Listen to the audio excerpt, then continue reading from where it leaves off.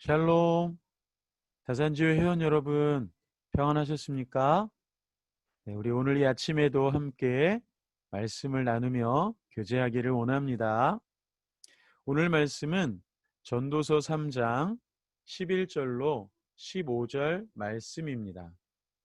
하나님이 모든 것을 지으시되 때를 따라 아름답게 하셨고 또 사람들에게는 영원을 사모하는 마음을 주셨느니라.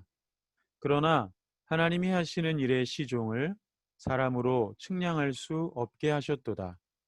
사람들이 사는 동안에 기뻐하며 선을 행하는 것보다 더 나은 것이 없는 줄을 내가 알았고, 사람마다 먹고 마시는 것과 수고함으로 낙을 누리는 그것이 하나님의 선물인 줄도 또한 알았도다.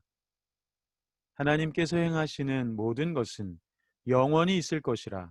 그 위에 더할 수도 없고 그것에서 덜할 수도 없나니, 하나님이 이같이 행하심은 사람들이 그의 앞에서 경외하게 하려 하심인 줄을 내가 알았도다. 이제 있는 것이 옛적에 있었고 장래에 있을 것도 옛적에 있었나니, 하나님은 이미 지난 것을 다시 찾으시느니라. 아멘. 네, 여러분 이제 얼마 후면 또 우리 민족의 명절인 추석을 이렇게 맞이하게 됩니다. 여러분 작년 추석이 기억나십니까? 네, 그때는 어땠습니까? 아마 각자 어떤 추억이 있으시고 이야기들이 있으실 것 같아요. 그런데 참 작년 추석과 또 올해 추석은 조금 그 상황들이 다르지 않은가 싶습니다. 자, 이런 어떤 특별한 때를 우리가 지금 맞이하고 있는데요. 오늘 우리가 읽은 전도서에서는 이러한 때에 대한 이야기를 좀 우리에게 들려주고 있습니다. 그리스어로 이 때, 시간을 의미하는 것이 단어가 두 가지가 있는데요. 첫 번째는 크로노스라고 하는 것입니다. 이것은 뭐 아침, 점심, 저녁 이렇게 물리적인, 수평적이고 직선적인 그러한 시간 개념입니다. 그런데 두 번째 카이로스는 하나님과의 관계에서 특별히 기억되어지는 그러한 어떤 시간이에요. 네. 여러분이 은혜 받았던 때, 구원 받았던 때 이렇게 말하듯이 특별한 시간들을 우리가 카이로스라고 이렇게 표현합니다. 네, 우리 모두는 이 크로노스, 수평적인 직선적인 시간을 살아가지만, 한편으로 우리 인생의 중간중간에 이 카이로스와 같은 특별한 의미를 가진 때를 우리는 살아가게 되는 것입니다. 오늘 우리가 읽은 전도서 3장에 처음 시작하는 1절에 보면 범사에 기한이 있고 천하만사가 다 때가 있나니 라고 말합니다. 그러면서 우리가 읽진 않았지만 2절부터 10절까지 다양한 때에 대한 이야기를 합니다. 기쁠 때가 있고 슬플 때가 있고, 태어날 때가 있고 죽을 때가 있고, 모을 때가 있고 흩을 때가 있고, 이렇게 다양한 때들을 언급을 해요. 어쩌면 우리의 인생은 그러한 다양한 때들을 경험하는 그러한 삶이 아닌가 싶습니다. 자, 그런데 우리가 여기서 기억해야 될 것은 우리 각자가 사는 때가 다를 수 있다는 거예요. 다르게 말하면 우리 각자가 경험하는 상황들이 다를 수 있다는 것이죠. 모두가 다 웃는 때를 지나는 것은 아니에요. 누군가는 웃을 때가 있지만 누군가는 슬플 때를 지나고 있을 수 있다는 것이죠. 누군가는 모을 때를 지나고 있지만 또 누군가는 뭔가를 버릴 때를 지나고 있을 수 있다는 것입니다. 우리 다산지회 회원 여러분이 지금 살아가고 있는 그 상황, 그때는 다양할 수 있다는 것이죠. 자, 전도서 3장 11절에서는 이제 이렇게 말합니다. 하나님이 모든 것을 지으시되 때를 따라 아름답게 하셨고 또 사람들에게는 영원을 사모하는 마음을 주셨느니라. 그러나 하나님이 하시는 일의 시종을 사람으로 측량할 수 없게 하셨도다. 예, 그렇습니다. 우리는 언제 기쁠 때가 찾아올지, 언제 슬플 때가 찾아올지, 언제 모을 때가 될지, 언제 흩어질 때가 될지 사실은 정확하게 알지 못하죠. 이 모든 것은 하나님이 하시는 일이라는 거예요. 그래서 그 시작과 마침을 사람들이 측량할 수 없다고 하는 것입니다. 자, 우리가 기억해야 될 것은 무엇입니까? 모든 때를 따라 하나님이 우리의 삶을 주관하신다라고 하는 것입니다. 자, 그렇다면 우리가 언제 어느 때 어느 상황이 우리에게 찾아오는지 알지 못하지만 우리는 그 모든 것을 하나님이 주관하심을 우리가 이제 기억을 하는데요. 그러면서 우리가 보일 수 있는 반응은 뭐냐라고 하는 것이죠. 이 전도서를 기록한 이 기자가 우리에게 알려줍니다. 사람들이 사는 동안에 기뻐하는 것, 그리고 선을 행하는 것, 이것이 참 좋은 일이다 라고 말이죠.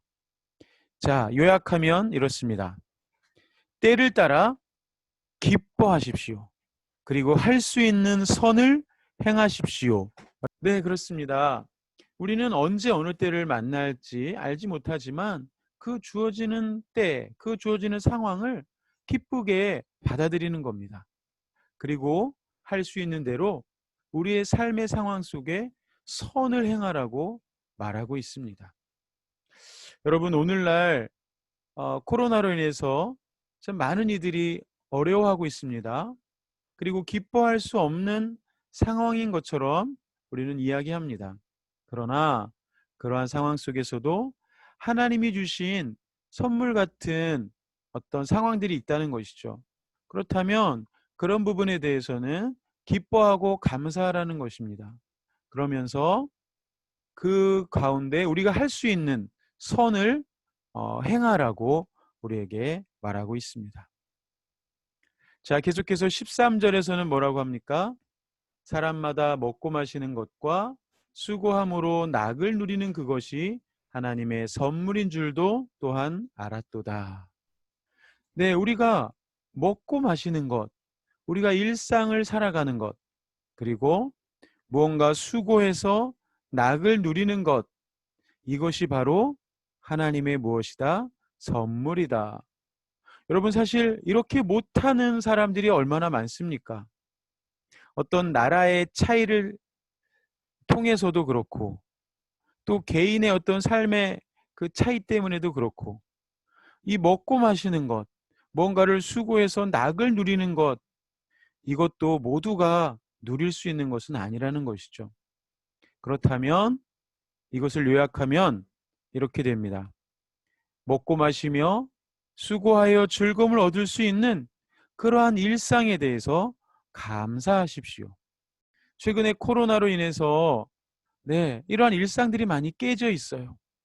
뭔가를 수고해서 그 즐거움을 얻을 수 있는 그러한 상황들이 잘 안 되는 분들도 이제 꽤 계시다는 거죠.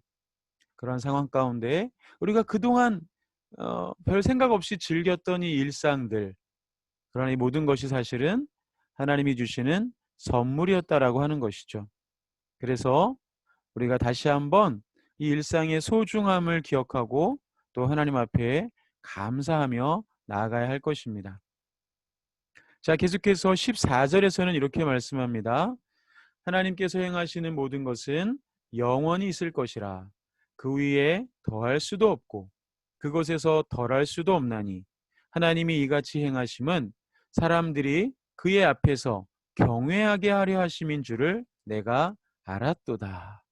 맞습니다. 우리가 이해할 수 없는 상황, 때로는 불평이 나올 수 있는 상황일지라도 이 모든 상황을 아시고 다스리시는 그 하나님 앞에 우리가 드려야 되는 반응은 무엇인가? 그것은 바로 하나님을 경외하는 것이다 라고 하는 것입니다. 요약하면 모든 것을 아시고 그 뜻대로 통치하시는 하나님을 경외하십시오. 괄호 열고 이해할 수 없고 불평이 나오는 상황일지라도. 사실 쉬운 건 아니죠. 왜 하나님 저에게, 왜 하나님 이때에, 왜 하나님 우리나라에, 우리 가정에 라고 말할 수 있는 이해할 수 없는 상황들을 우리가 만날 수 있습니다. 그러나 이 전도서 기자가 말한 것처럼 하나님이 그렇게 하시는 것은 인생들로 하여금 하나님을 경외하게 하려 합니다 라고 우리에게 넌지시 알려주고 있습니다. 우리 또한 그 하나님 앞에 솔직하게 말씀드리고 그 하나님을 의지하고 또 그 하나님만 예배하는 그러한 우리들이 되어야 할 줄로 믿습니다. 세계적으로, 국가적으로, 또 교회적으로, 개인적으로 위기의 때라고 말합니다. 그렇지만 하나님이 모든 것을 다스리고 계심을 우리는 기억할 수 있습니다. 또한 우리는 하나님 안에서 주신 우리가 경험하는 이 모든 때와 이 상황들을 기쁘고 감사하게 받아들이고 또 누릴 수 있습니다. 그리고 이 모든 상황을 그 뜻대로 다스리시는 하나님 앞에 우리는 경외하며 예배할 수 있습니다. 계속해서 또 하나님을 의지하면서 이 위기의 때를 또 은혜 가운데 지나가시는 그러한 저와 여러분 되시기를 주님의 이름으로 축복합니다. 아멘.